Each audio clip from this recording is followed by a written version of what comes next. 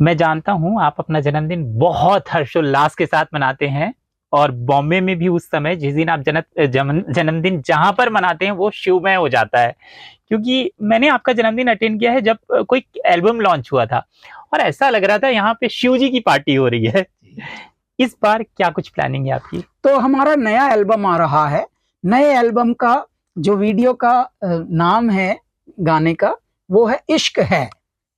तो आदम हव्वा इस दुनिया में जब से आए हैं, तब से लेकर अब तक न जाने कितने खेल खिलाए हैं।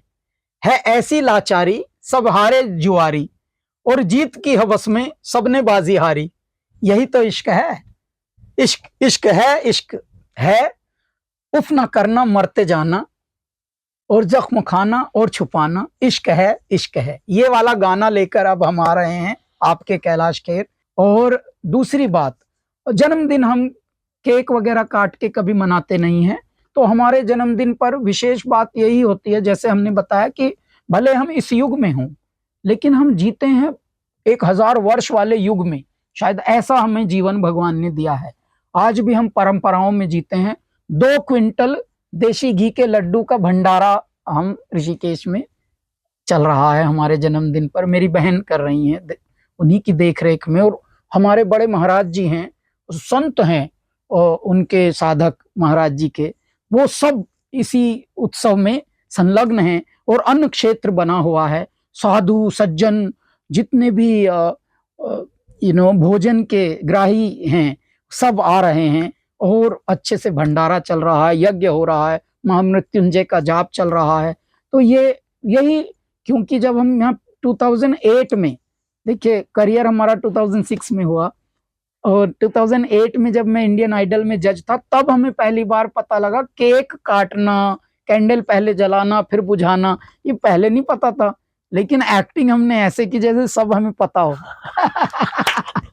तो बाद में हमने देखा नहीं बेटा नकली है, नकली की अभ्यास भी नहीं करेंगे। तो उस हिसाब से फिर अब हम लड्डू बांटते हैं। पहले भी वैसा ही होता था। पहले माता पिता अपने हिसाब से अपनी श्रद्धानुसार करते थे, ब्राह्मणों को थोड़ा भोज कराते थे और जो भी सिद्धा दान देते थे। अब हम लोग इस तरह से करते हैं क्योंकि आज परमात्मा की अनंत कृपा है हम पर। तो अब हम ये करते हैं। एक तो दूसरे, 7 जुलाई हमारे जन्मदिन पर हमने पिछले 8 वर्ष से एक ऐसा उपक्रम प्रारंभ किया है जिसका नाम है नई उड़ान। नई उड़ान के माध्यम से हम ये करते हैं, भारत के इतिहास में न जाने कितने लोग संपन्न हुए हैं कला क्षेत्र में आकर। कोई संगीतकार बना है, कोई संगीत निर्देशक बना है, कोई फिल्मकार बना है, कोई फिल्म निर्देशक बना है, कोई बहुत बड़ा लेखक बना है, किसी ने बहुत बड़े बड़े शाहकार क्रिएट किए हैं। लेकिन किसी गायक ने या किसी इन्हीं बड़ों में से किसी ने किसी का हाथ थाम के अपने अच्छे समय में आगे नहीं बढ़ाया है। उल्टे उनको अपना कॉम्पिटिटर यानी प्रतियोगी समझ के उनका जड़ काटी है। हम इस परंपरा को तोड़ने के लिए हमने ये उपक्रम शुरू किया, नई उड़ान। हम एक नए म्यूजिशियन का, किसी नए संगीतकार का लॉन्च करते हैं, और एक नहीं कई कई का करते हैं। उनको वर्ष भर पहले ढूंढते हैं, तलाशते हैं, फिर उनको तराशते हैं। ये हमारा एक उपक्रम चलता है पूरा कैलासा की तरफ से, और ये हम करते हैं। गायक ही गायक लॉन्च करे, ये हमने उपक्रम चलाया है। तो इसी श्रृंखला में ये इस बार शायद 8वां वर्ष है।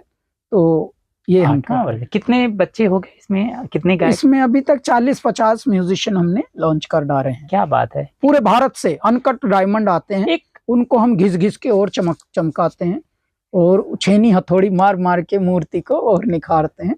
और फिर उनको बड़ा मंच देकर सेंट एंड्रयूज ऑडिटोरियम बुक करते हैं। कभी कभी तो हमें कोई स्पॉन्सर सहायक नहीं मिलते, तो हम अपनी जेब से जी आए मौज फकीर की दिया झोपड़ा फूक, हम ऐसे जीते हैं।